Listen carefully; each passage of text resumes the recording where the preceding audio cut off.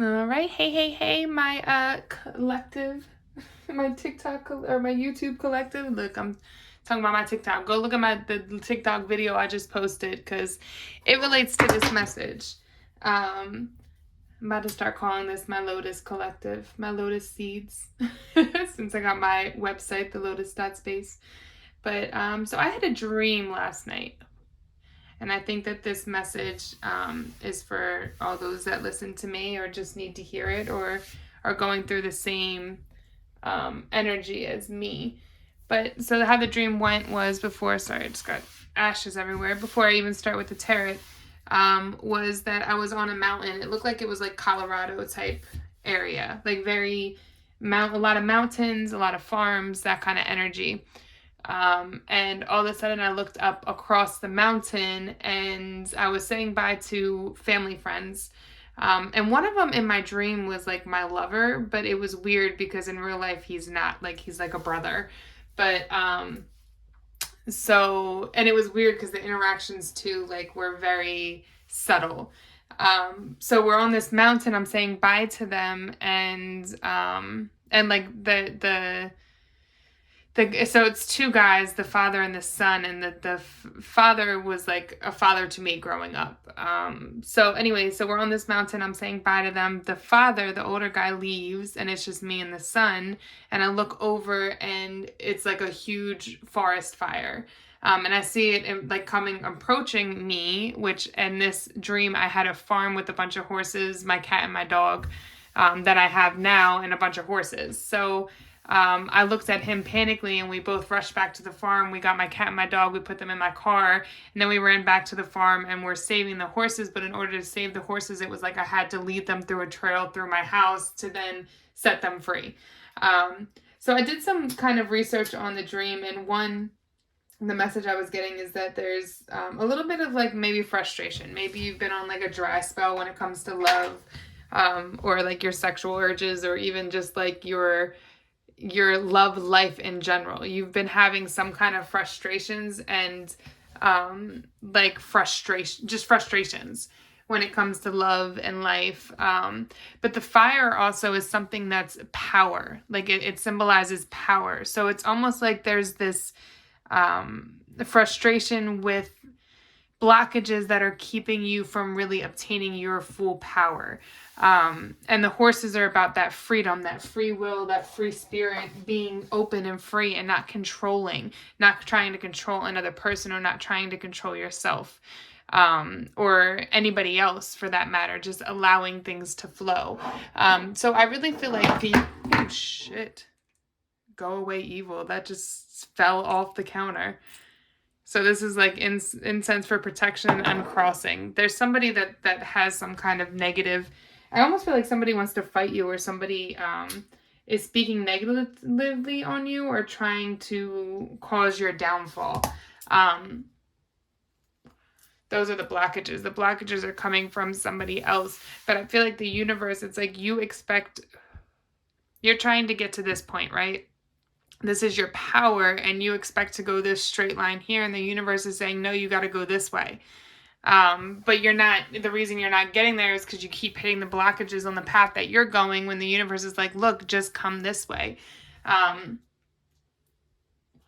This could even have to do with love, where it's like you're expecting a specific lover to be your end all be all, be your soulmate, but it's like they don't have all the qualities you want in a lover. So you're writing in your notebook all of these qualities, this person that you want, but the person you're attaching this to isn't that person. So then you get frustrated because you're like, well, why is love not coming in? Why am I not getting everything that I truly deserve? And it's because you're blocking yourself. And this could be the same, and it's a lot of different aspects of your life this could be the same in, but it represents frustration in some area of your life that you're just not achieving what it is that you truly desire or want. So I want to start with the spiritual as fuck messages. That was the kind of the message that I was getting, a blockage.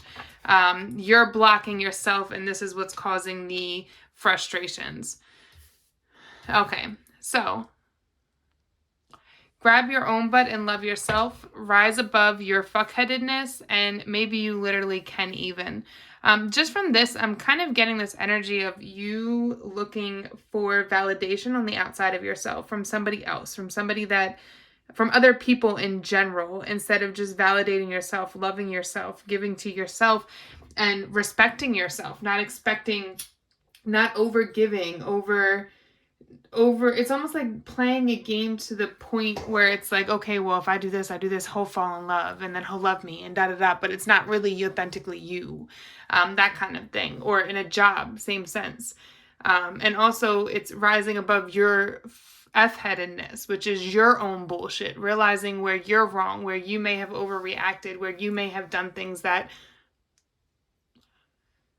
aren't always the best, won't bring you the best results, or just won't, like, morally aren't correct, is what I'm hearing.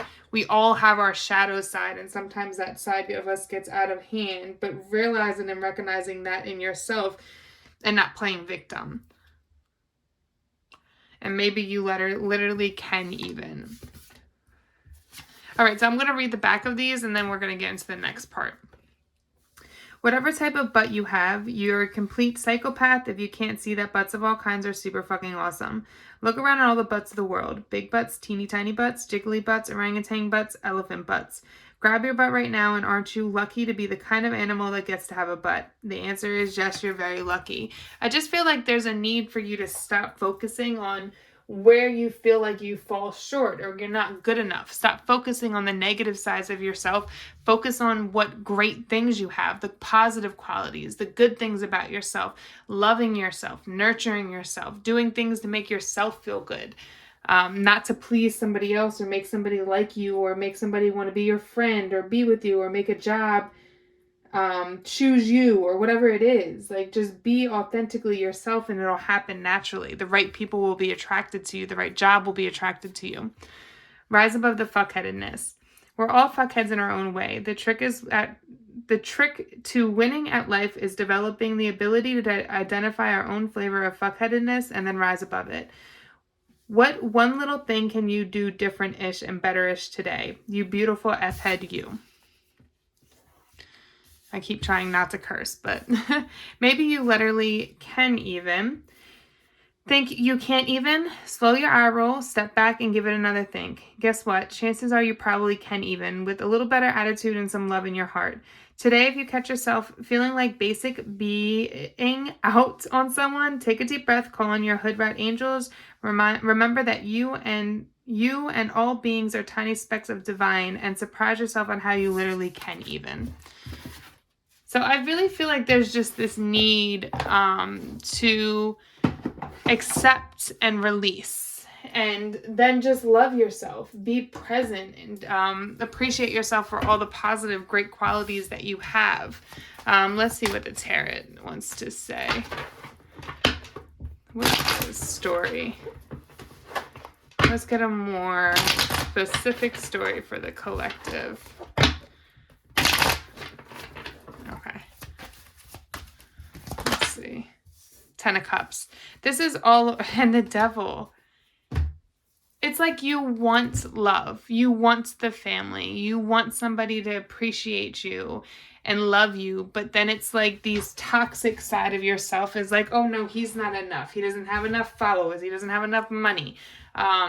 He doesn't look good on my arm, or whatever it is, or he's going to hurt me and I can't commit, or I need to run, or all men cheat. Whatever it is, it's like you really, truly, deep down, you want this, but you're allowing these negative thoughts to block you from achieving a new love that can give you that. It's feeling like those... It's like feeling like you were raised with like a fatherless home or in a toxic environment where two parents were always arguing and you never really saw the idea of what a normal functioning relationship was.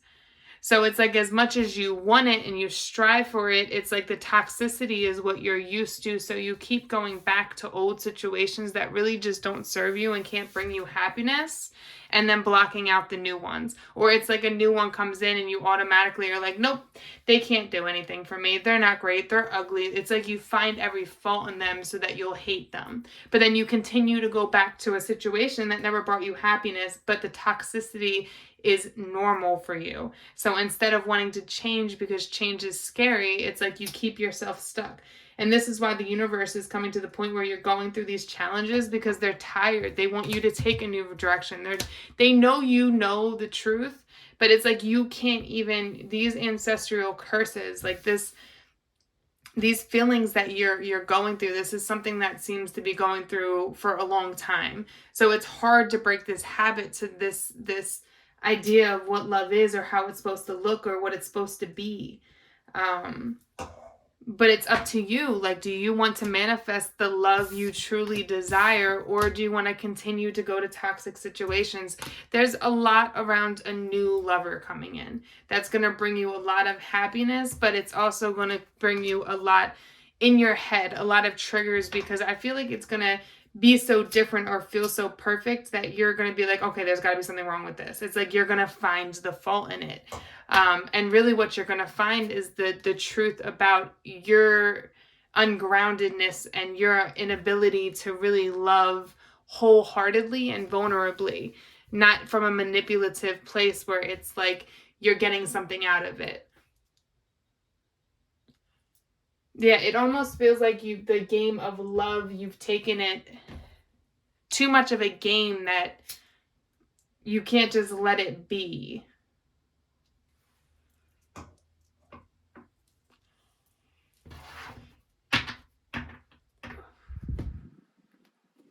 Now I want to take the card from the middle of the deck. Yeah, it's like a choice. Are you going to go back to old paradigms, old karmic cycles, whether it's with somebody new or not? It's almost like, I feel like you're being put to the test. So you may have walked away from somebody, left somebody, but now it's like all these other exes keep coming back.